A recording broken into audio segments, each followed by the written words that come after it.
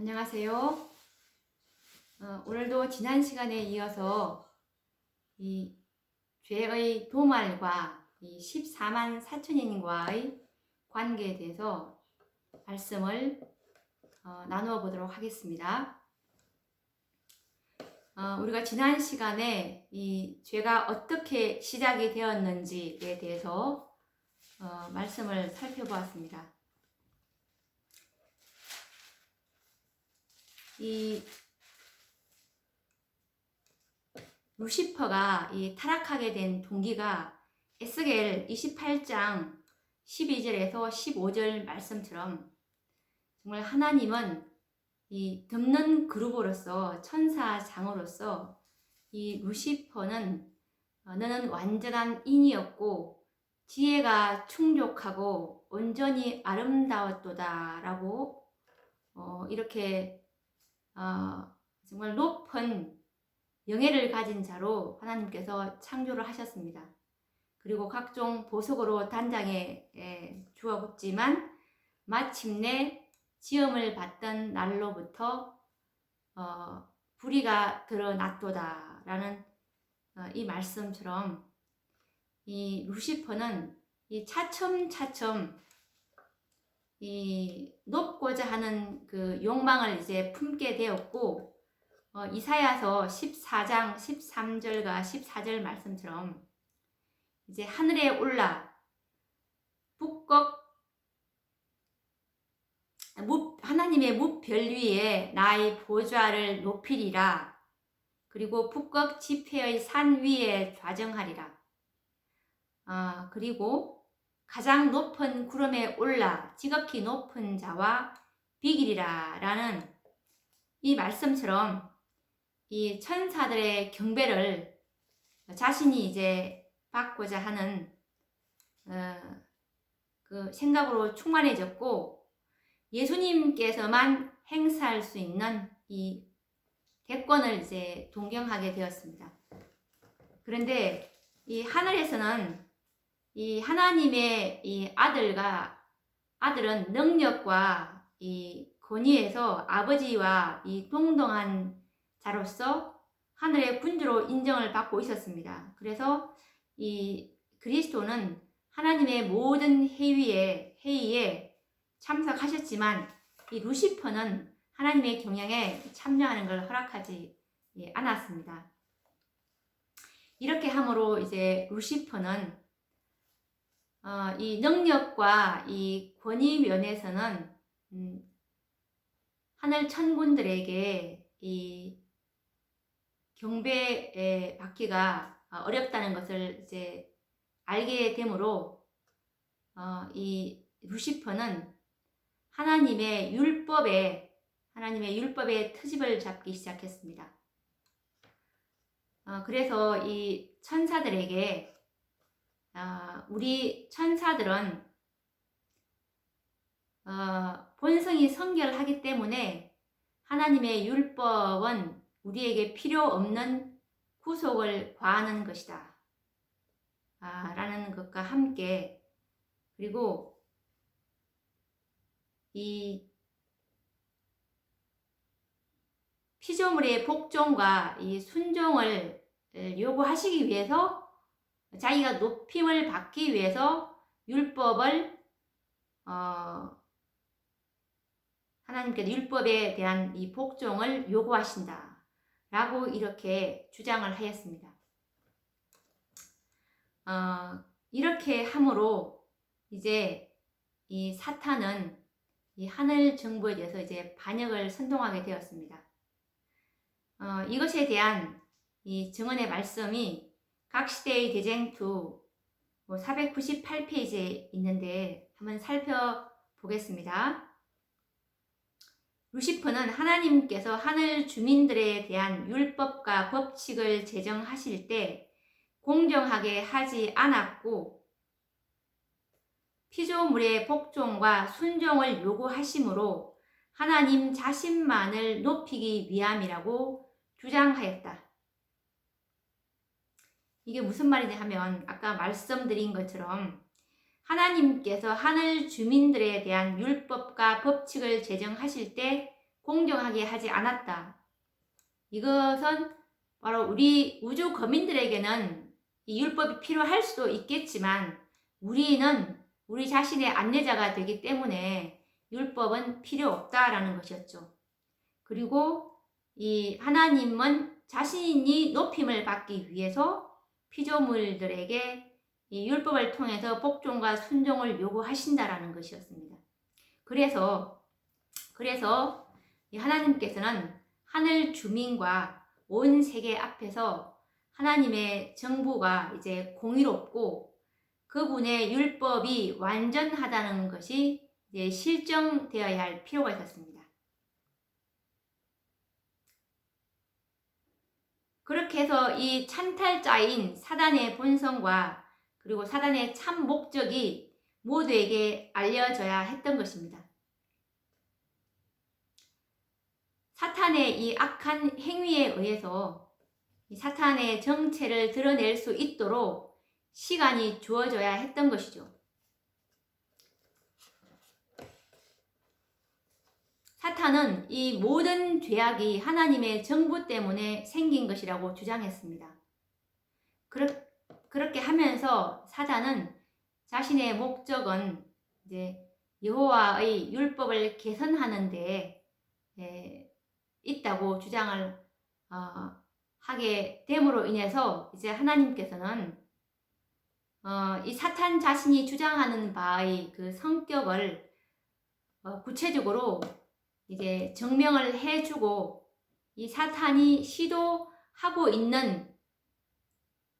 시도하고자 하는 그대로 하나님의 율법이 이제 변경이 될 때 이 어떤 결과가 올 것인지를 보여주어야 할 필요가 있었던 것입니다. 이렇게 함으로 이제 사탄 자신이 한 일이 사탄 자신을 정죄해야만 했던 것이죠. 이렇게 함으로 이제 온 우주는 그 기만자인 사탄의 정체가 폭로되는 것을 보아야 했던 것입니다.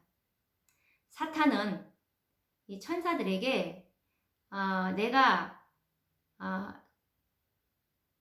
더 나은 그 정부를 너희들에게 주겠다라고 이렇게 주장을 했습니다. 처음에. 이것이 어디에 있냐면은 부조와 선지자 40페이지에 보시면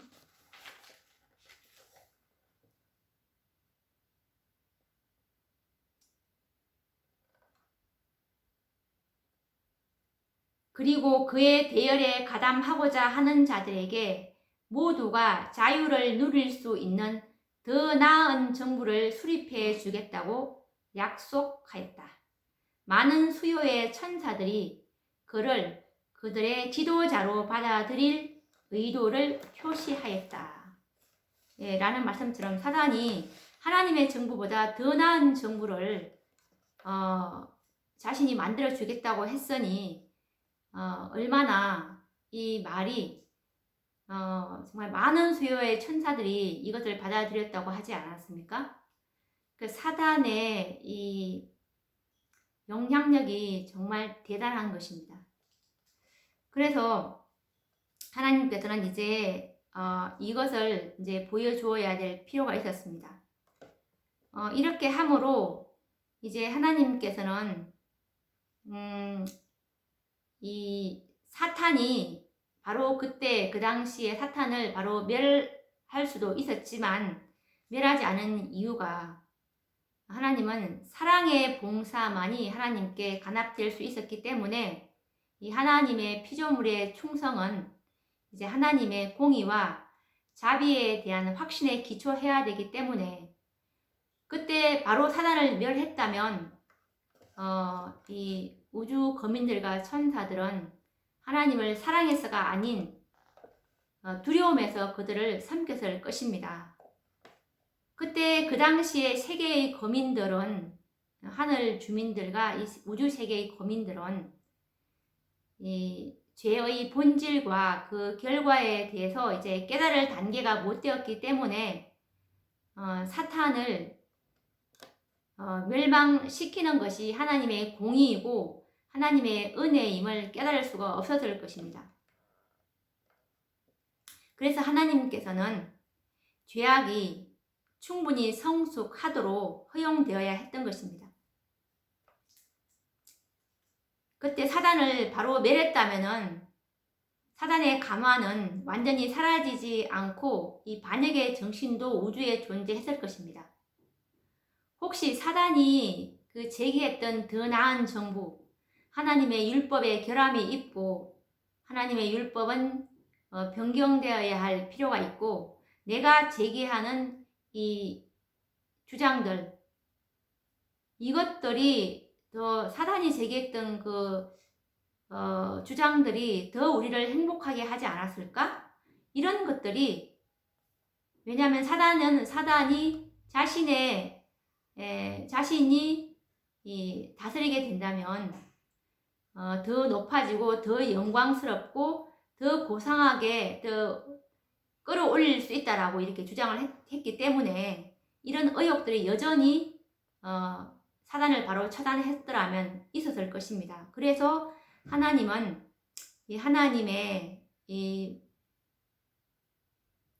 하나님은 영원히 이제 온 우주를 유익하게 하기 위해서는 모든 피조물이 하나님의 정부에 대한 이 사탄의 비난의 진상을 알 수 있도록 하나님의 공의와 자비, 그리고 그분의 율법의 불변성이 이제 영구히 의문시 되지 않을 위치에 놓일 수 있도록 사탄이 그의 주장들을 완전히 실천하도록 해야 했던 것입니다. 그리고 사단의 반역은 장차 올 이 모든 시대를 통해서 온 우주의 하나의 교훈으로서 죄의 본질과 그리고 그 무서운 결과에 대하여 영원한 증거가 될 것이었습니다. 그리고 사탄의 지배와 그것이 인류와 천사에게 미치는 그런 영향은 하나님의 권위를 부인하게 되는 그 결과가 어떠한지를 보여줄 것이었습니다. 그리고 하나님의 정부와 하나님의 율법의 존재는 하나님께서 창조하신 이 피조물 전체의 복리와 밀접하게 관련이 되어 있다는 것을 증명할 것이었습니다. 이렇게 해서 이 사단의 무서운 이 반역의 경험에 따른 역사는 온 우주의 모든 거룩한 주민을 영원히 보호해주는 안전 장치가 되어서 그들을 이제 범법 상태에 빠지지 않게 해주고 범죄와 그 고통에서 구원해 줄 것이었습니다. 이렇게 해서 이 지구가 하나의 이제 교과서로서 온 우주 국민들과 이 천사들이 구경거리가 지금 되고 있는 것입니다. 그래서 선과 악의 대쟁투가 지금까지 전개되고 있는데 6,000년간이나 하나님께서는 선과 악의 대쟁투를 전개해 오셨습니다. 이것이 이 지구가 하나의 교과서로서 지금 선과 악의 대쟁투로서 실현되는 장소라는 말씀이 부조와 선지자 155페이지에 있는데, 그리스도와 사단 사이의 싸움터, 곧 구속의 경륜이 실현되는 장소는 우주의 교과서이다.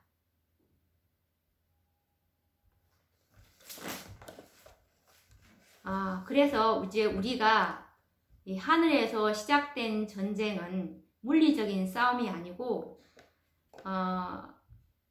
율법 전쟁이었다는 것을 우리가 알게 되었습니다. 그러면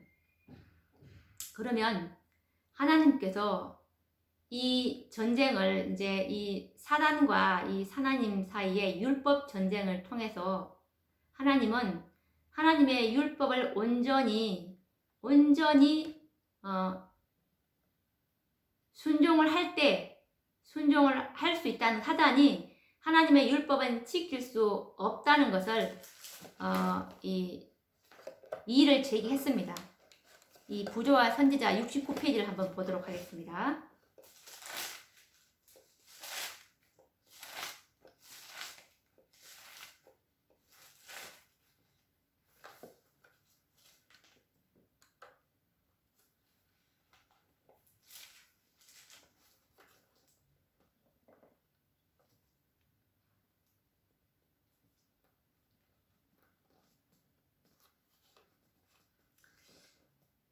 대쟁투는 최초부터 하나님의 율법에 관한 것이었다. 사탄은 하나님이 불공평하시며 그분의 율법에 결함이 있고 우주의 행복을 위해서 그것을 변경해야 할 필요가 있다는 것을 증명하려고 애써왔다. 율법을 공격함으로 그는 그 율법의 제정자의 권위를 뒤집어 엎으려고 하였다. 그 대쟁투에서 하나님의 율례에 결함이 있어서 변경해야 하는지 혹은 완전하여 변할 수가 없는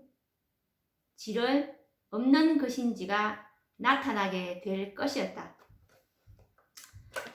이제 이렇게 해서 이제 하나님께서는 이 구속의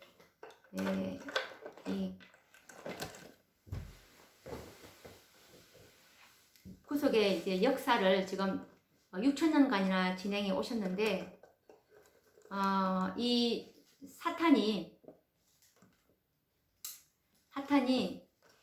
하나님께서 사탄이 제기한 그 자기의 주장들을 이제 6,000년 동안 이 지구에서 펼쳐 보이게 하셨습니다.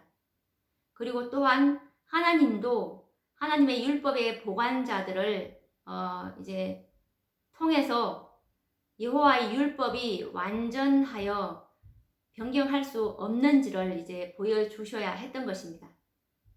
그렇게 해서 이제 온 우주 하늘 주민과 하늘 천사들과 온 우주 거민들을 통해서 이것이 정말 한 점의 의혹도 없이 이 하나님의 정부의 기초가 되는 하나님의 율법이 완전히 이제 영원한 안전장치가 되어야 될 필요가 있었기 때문에 이렇게 하셨는데, 하나님께서 정말 이 야고보서 5장 7절에 보시면 한번 보도록 하겠습니다. 야고보서 5장 7절입니다.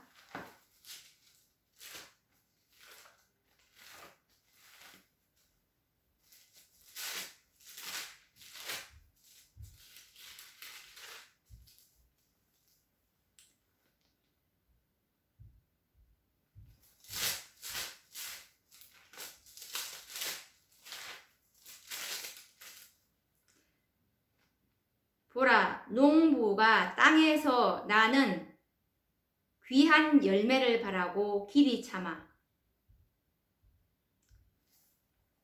다시 읽겠습니다. 그러므로 형제들아, 주의 강림하시기까지 길이 참으라. 보라, 농부가 땅에서 나는 귀한 열매를 바라고 길이 참아 이른 비와 늦은 비를 기다리라니. 이 말씀처럼 이 하나님의 농부가 바라고 있는 것이, 기다리고 있는 것이 열매입니다. 열매가 나타나면은 주님께서는 강림하신다는 뜻입니다. 이 열매가 뭐냐면은 바로 이 사탄이 하늘에서 제기한 하나님의 율법은 지킬 수 없다라는 것을 완전히 입증할 열매들인데, 이 열매를, 이 첫 열매를 예수님께서 이걸 입증을 하셨습니다. 그렇게 해서 예수님께서 이제 인간으로 오셔가지고 하나님의 율법을 지킬 수 있다는 것을 이제 입증을 하셨습니다. 입증을 하셨는데도 불구하고 왜 이 십자가로서 이것이 이 선과 악의 대쟁투가 끝나지 않고 율법 싸움이, 예수님께서 율법을 온전히 순종하심으로 이것에 대한 것을 완전히 증명을 하셨는데 왜 이것이 끝나지 않았는지 의혹이 있을 것입니다. 이것을 우리가 알아야 하는 것입니다. 우리가 시대의 소망 762페이지 말씀을 한번 보도록 하겠습니다. 왜 이것이 끝나지 않았는지.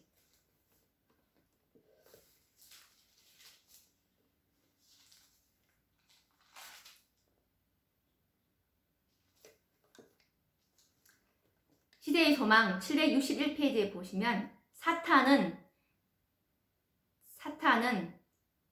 자기의 가면이 벗겨진 것을 알았다. 그의 통치는 타락하지 않는 천사들과 하늘 온 우주 앞에 공개되었다. 그는 살인자임이 판명되었다. 이건 십자가 사건입니다. 하나님의 아들의 피를 흘림으로써 그는 더 이상 하늘 존재들의 동정을 받을 수 없게 되었다. 그때부터 그의 사업은 제한을 받았다. 그가 어떤 태도를 취하든지 간에 그는 더 이상 하늘 궁정에서 내려오는 천사들을 기다렸다가 그들 앞에 죄로 인해 검고 불결해진 옷을 입고 있는 그리스도의 형제들을 고소할 수 없다. 사탄과 하늘 세계 사이에 연결되어 있던 마지막 동정의 고리가 끊어졌다. 라는 말씀처럼 계시록 12장 10절 말씀에서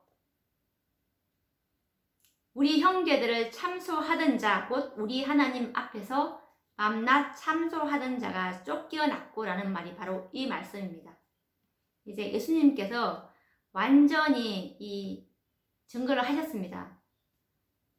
그렇게 해서 이제 사단은 살인자임이 판명이 되었고, 하늘과 사탄 사이에 연결되어 있던 동정의 고리는 끊어졌지만 아직도 죄를 멸하지 않는 이유가 바로 사탄이 이 또 다른 기만을 내놓았습니다. 어떤 기만이냐면 시대의 소망 763페이지에 있는 말씀인데요. 그러자 사탄은 또 다른 속임수를 내놓을 것이었다. 그는 하나님의 자비가 그분의 공의를 파괴시켰고 그리스도의 죽음이 하나님의 율법을 폐기시켰다고 선언했다. 만일 율법을 변경시키거나 폐기시킬 수 있었다면 그리스도께서 죽으실 필요가 없었을 것이다. 그러나 율법을 폐기하는 것은 범죄를 영원히 지속시키는 것이 될 것이며 이 세상을 사탄의 지배하에 두게 될 것이다. 율법은 변함이 없으며 인류는 이 교훈에 순종함으로써만 구원을 받을 수 있기 때문에 예수께서 십자가에 달리셨던 것이다. 그러나 그리스도께서 율법을 확립하신 바로 그 방법을 사탄은 율법을 파괴한 행위라고 주장했다. 그러므로 이 문제를 놓고서 그리스도와 사탄 사이에 대쟁투의 마지막 싸움이 벌어질 것이다. 이 말씀 다 이해하실 것이지만 이제 사탄은 또 다른 기만이 뭐냐면 이제 십자가로 율법이 폐해졌다는 것입니다.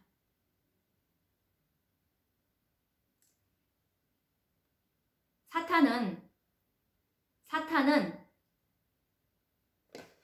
이 하나님의 율법을 예수님의 이 십자가로서 이제 폐기시켰다고 선언했던 것이죠. 그렇게 이제 사탄이 이 또 다른 기만을 내놓았기 때문에 이 요한계시록 12장 17절 말씀처럼 이제 하늘에서 이 그리스도와 예수님과의 싸움에서 율법 전쟁에서 사단이 한번 패했고 그리고 이 땅에서 인간으로 오신 예수님과 이 사단 사이의 율법 전쟁에서 예수님께서 하나님의 율법을 온전히 순종하심으로 사탄이 이제 패했습니다. 그래서 이 마지막 사단이 또 다른 기만을 내놓았기 때문에 십자가 이후로 예수님의 죽음으로 하나님의 율법을 피했다라고 이렇게 주장함으로 예수님께서는 이 3차 율법 전쟁인 여자의 남은 자손, 계시록 12장 17절에 있는 여자의 남은 자손을 통해서 이 마지막 이 3차 율법 전쟁으로 이제 종지부를 찍으실 하나님의 계획이십니다. 그래서 이 하늘에서 시작된 이 하나님의 율법에 대한 전쟁은 세상 종말까지 계속될 것입니다. 이 예수님의 이 재림은 우리가 이 성소 진리를 통해서 보시면 이 성소를 보시면 이제 뜰은 십자가 번제되는 십자가를 표상하는데 십자가로 예수님의 사업은 끝나지 않고 예수님은 양의 사명과 제사장의 사명이 있는데 양으로서는 십자가로서 끝냈지만 예수님께서는 십자가에서 이제 하늘 성소로 올라가셨습니다. 히브리스에 보시면 하늘 성소로 올라가서 양의 사명이 아니라 제사장으로서 이제 우리를 중보하시고 성소 첫째 칸에서 봉사를 시작하십니다. 그런 다음에 성소 첫째 칸에서 예수님의 사업이 끝나지 아니하고 우리를 이제 점점 성화를 시켜주십니다. 끝나지 아니하고 성소 두째 칸인 지성소에서 예수님의 사업은 이제 죄를 멸하는 사업인데 예수님은 이 죄를 사탄을 완전히 멸해야만 이제 예수님의 모든 구속 사업이 이제 끝나는 것이 그분의 이 성소와 이 구원의 계획을 우리에게 보여주고 있는데 이 지성소에서 다니엘 8장 14절에 2300주야의 그 끝에 예수님께서는 지성소에 이제 들어가셔서 이제 죄를 멸하시는데 조사 심판이 이제 끝나게 되면 조사 심판은 죽은 의인들과 살아있는 산자의 심판이 끝나면 주님께서는 이제 지성소에서 나오시는 것입니다. 그렇다면 이 산자의 조사 심판이 완전히 이제 끝날 때 예수님은 재림하실 수 있는 것이거든요. 지성소의 중보사업이 끝나고 그 다음에 이제 이 7장이 있고 그런 다음에 이제 예수님 재림이지 않습니까?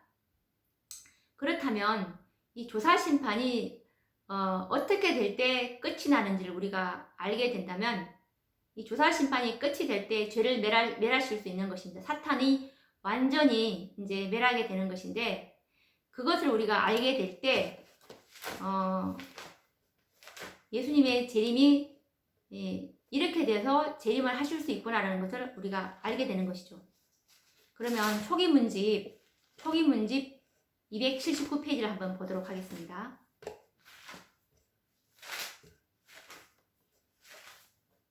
초기 문집 279페이지에 보시면 280페이지입니다. 280페이지 보시면 나는 천사들이 하늘에서 왔다 갔다 하는 것을 보았다. 한 천사가 잉크통, 뿔로 만든 것을 가지고 지구에서 돌아와 예수님께 자기의 일이 끝났음을 보고하고 성도들의 수가 차고 인치는 사업이 마쳤음을 보고했다. 그러자 나는 10계명이 들어있는 법궤 앞에서 봉사하시던 예수께서 향로를 내던지시는 것을 보았다. 그분은 그의 손을 치켜들고 다 이루었다 하고 큰 소리로 부러지졌다. 그리고 예수께서 불의한 자는 그대로 불의를 하고 더러운 자는 그대로 더럽고 의로운 자는 그대로 의를 행하고 거룩한 자는 그대로 거룩하게 하라라고 엄숙하게 선포하실 때 모든 천사는 그들의 면류관을 벗어 던졌다.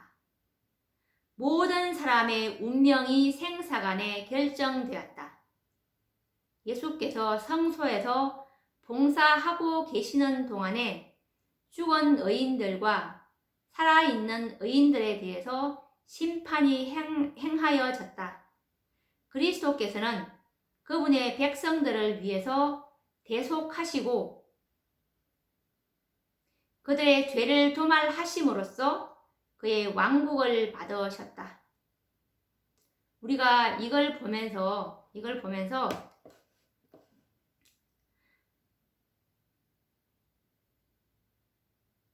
예수님의 지성소의 중보 사업이 어떤 한 천사가 이제 날아와서 한 천사는 이 잉커통, 뿔로 만든 이 잉커통을 가진 천사입니다.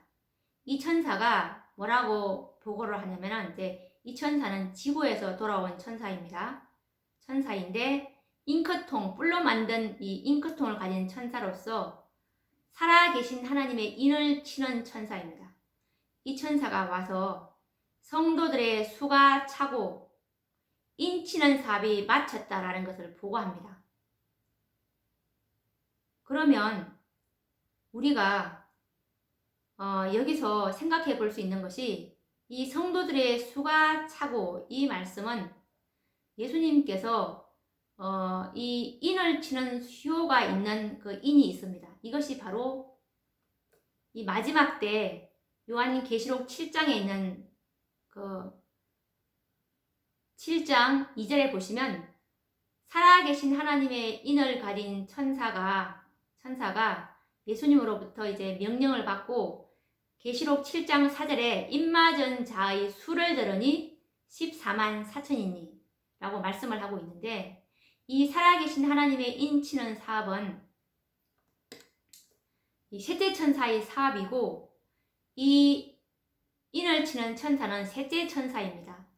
왜냐하면 이 살아계신 하나님의 인 치는 사업은 예수님께서 지성소에 들어가심으로 이 지구에 내려보낸 천사입니다. 이것은 우리가 확인을 해야 되는데 초기 문집 254페이지를 한번 보도록 하겠습니다.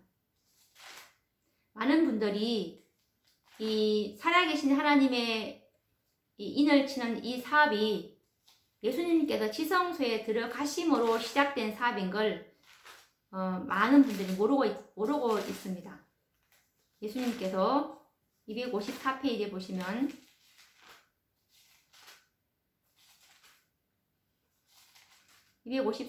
보시면 셋째 천사의 기별이라는 이 제목이고 밑에 보시면 예수께서 성소의 봉사를 끝내시고 지성소에 들어가셔서 하나님의 율법이 들어있는 법궤 앞에 서 계실 때 세 번째 기별을 가진 힘센 천사를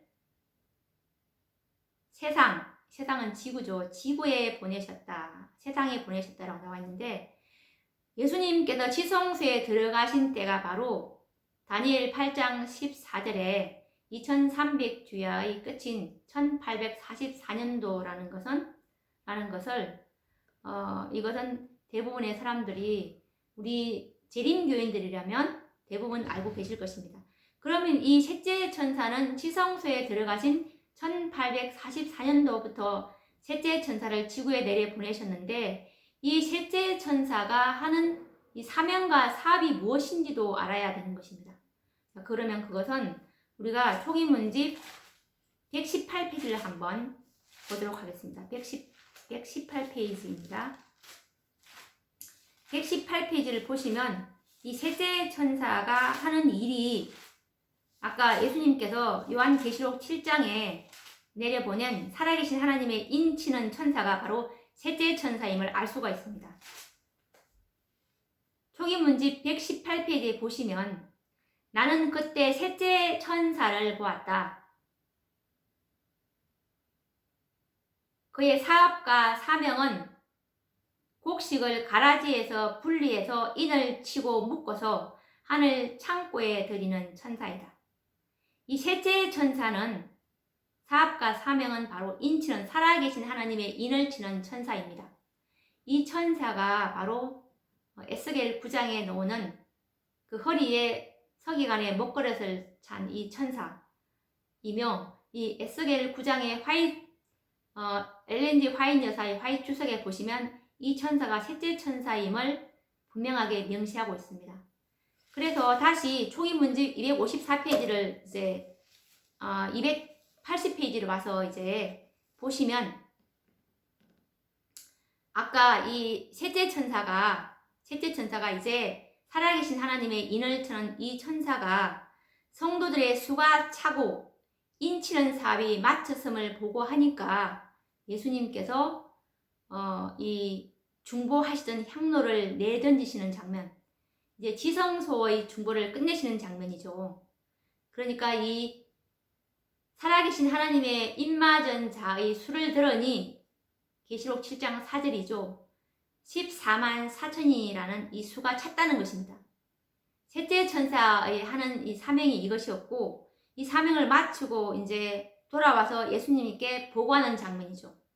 그렇게 될 때 예수님은 이 중보하시던 향로를 끝내시고, 이렇게 됨으로 이제 불의한 자는 그대로 불의를 하고, 더러운 자는 그대로 더럽고, 의로운 자는 그대로 의를 행하고, 거룩한 자는 그대로 거룩하게 하라라는 예수님의 이제 이 선포로 지성소에서 하시던 예수님의 중보 사업이 완전 끝났다는 것입니다.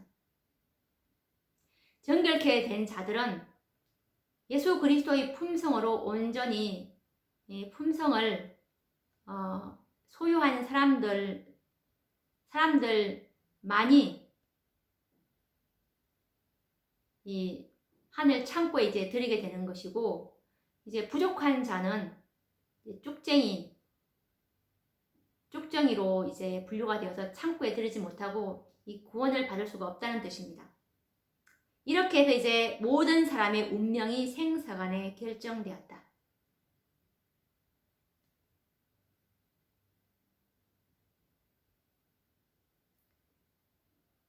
죽은 의인들과 살아있는 의인들에 대한 심판, 조사 심판이 행하여졌다.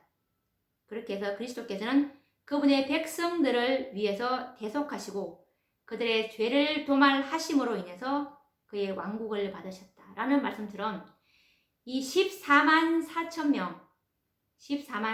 명의 이거 수요가 예수님께서 지성소에 들어가심으로 치기 시작했으니까 1844년도부터 이제 예수님은 지성소 사업을 시작했기 때문에 이 지성소에 믿음으로 따라 들어간 자들은 지성소에서 하는 요구는 너희는 내 앞에 행하여 완전하라 라는 말씀처럼 신의 성품에 참여하고 예수 그리스도의 품성에 참여한 자들만이, 믿음으로 참여한 자들만이 이 중보 혜택을 받을 수가 있었던 것입니다. 그렇게 해서 이 지성소의 사업은 인원이 정해져 있었다는 사업을 우리가 이것에 주목을 해야 하는 것입니다. 우리가 정말 교회에서 들어왔던 14만 4천은 상징수다라는 이 맹목적인 가르침에 현혹이 되어 있기 때문에 14만 4천 진리를 연구해 오지 않았습니다. 그렇지만 하나님의 명백한 말씀에 우리가 이 믿음의 기초를 쌓아야지, 이 하나님의 말씀이 아닌 이 사람들의 가르침, 신학자들의 가르침만 믿고 우리가 믿음 생활을 한다면 정말 엄청난 낭패를 당하는 것입니다. 그래서 이 14만 4천의 수요가 채워지면 이 예수님의 지성소의 중보 사건 끝나고 주님께서는 강림하신다는 것을 우리가 이것을 깊이 연구를 해봐야 하는 것입니다. 그래서 이 14만 4천은 1844년도부터 이제 찾아왔고 아직도 수요가 차지 않는 이유는 교회가 이것을 가르치고 있지 않는데 어떻게 이 수요가 찰 수가 있겠습니까? 이것을 깨닫고 있는 사람들은 극소수이고 정말 모든 교회가 다 이것을 상징수로 가려버렸기 때문에 이것을 깨닫는 자가 없기 때문에 중보를 할 수도 없습니다. 예수님께서 우리가 깨닫고 믿는 대로 예수님께서는 중보하지 않습니까? 내가 이 진리를 깨닫고 저 14만 4천에 들어가기를 원하오니 저를 중보해 주십시오.